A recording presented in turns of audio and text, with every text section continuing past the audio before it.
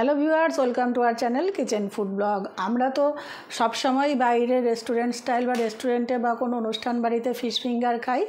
আসুন দেখি আজকে এই fish finger, restaurant style fish finger, একদম ওই রকমই স্বাদের ফিশ ফিঙ্গার আমরা বাড়িতে কীভাবে বানাতে পারি।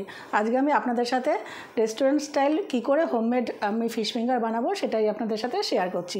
চলুন স্টেপ বাই স্টেপ দেখে নেই আমি আজকে এই রেসিপিটা কীভাবে বানাই। আমি এখানে নিয়েছি পুদিনা পাতা, আদা, ধনে পাতা, কাঁচা লঙ্কা। এটাকে আমি একসাথে পেস্ট করে নেব।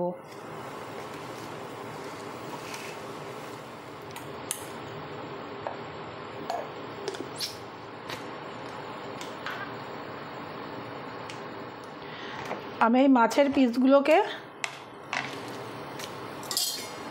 পাতলা পাতলা সরু সরু এই আঙুলের মতনে ফিশ ফিঙ্গার এরকম করে কেটে নেব। প্রথমে এই যে এরকম সাইজের কেটে নেব। আপনারা ইচ্ছা করলে এর থেকে সরুও কাটতে পারেন, তবে এর থেকে মোটা কাটলে ভালো হবে না। এভাবে সবকটা মাছ আমি কেটে নিয়ে ফিরে আসছি।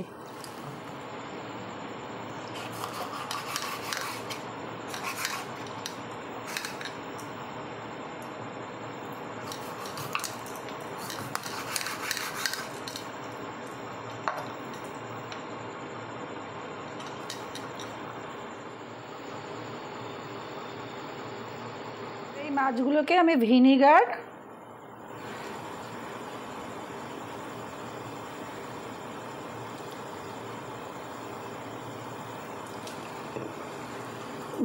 আর লবণ দিয়ে মাখিয়ে রেখে দেব 10 মিনিট। 10 মিনিট ঢাকনা চাপা দিয়ে রেখে দেব। এবারে আমি সেকেন্ড ম্যারিনেশন শুরু করছি। মাছটা তো ম্যারিনেট হচ্ছেই। দিয়ে দিচ্ছি 1 চামচ সর্ষে গুঁড়ো, আর একটু বেশি দেই।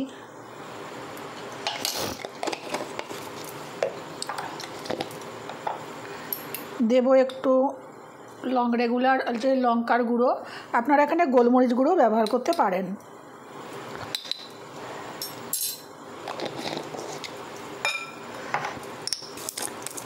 এরপরে দিয়ে দেব গার্লিক পাউডার। আপনারা এখানে ব্যবহার করবেন আদা রসুনের পেস্ট। যদি গার্লিক পাউডার না থাকবে ব্যবহার করবেন রসুনের পেস্ট।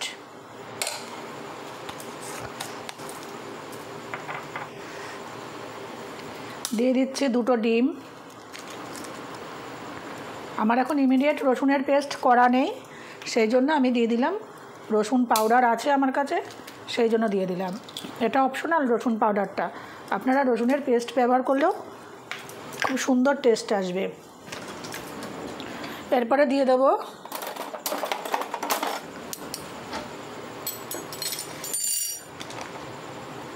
দু চামচ ময়দা,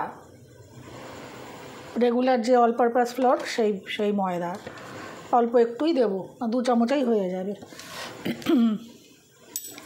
লবণ দেব না, যেহেতু আমার ম্যারিনেশনে লবণ দেওয়া আছে।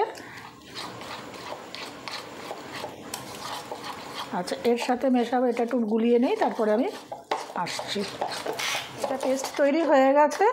এইবারে ডাইরেক্ট আমি এই যে মাছ ম্যারিনেট করে রেখে দিয়েছিলাম, ডাইরেক্ট এখানে মাছগুলো দিয়ে দেবো। পিস করা মাছগুলো দিয়ে দেবো। আমি এখানে দেবো এই পুদিনা পাতা, ধনে পাতা, আদা লঙ্কা দিয়ে যে পেস্টটা করে রেখেছি, দিয়ে দিলাম 2 চামচ পেস্ট। দিয়ে আমি এটাকে ভালো করে কোট করে নেব। আমি মাছগুলোকে খুব ভালো করে মাখিয়ে নিয়েছি। এবার এটাকে এভাবে 10 মিনিট রেস্টে রাখবো। এটা 10 মিনিট আমি ম্যারিনেট করে রেখেছি।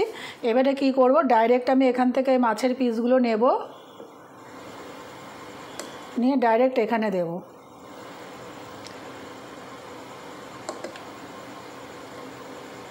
দিয়ে এরকম কোটিং করে নেব। এই যে এরকম কোটিং করে করে তৈরি করে নেব।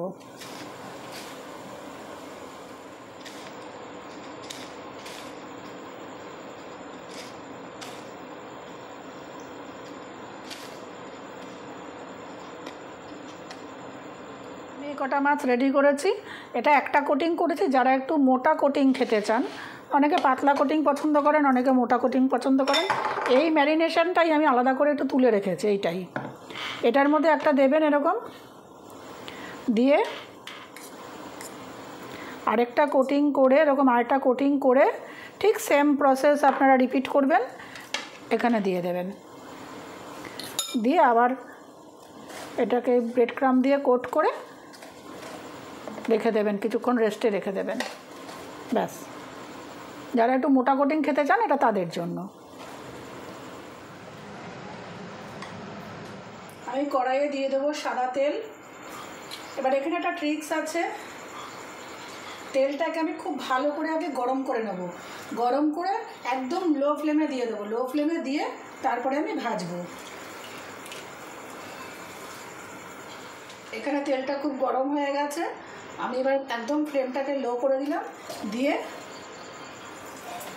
এটাকে একদম লো আঁচে ভাজবো। বেশি আঁচটা বাড়ালেই উপরের কোটিংটা পুড়ে যাবে, ভিতরে মাছটা কিন্তু কাঁচা থাকবে। ব্যাস, এই কটা একদম লো আছে আমি ভেজে নেব।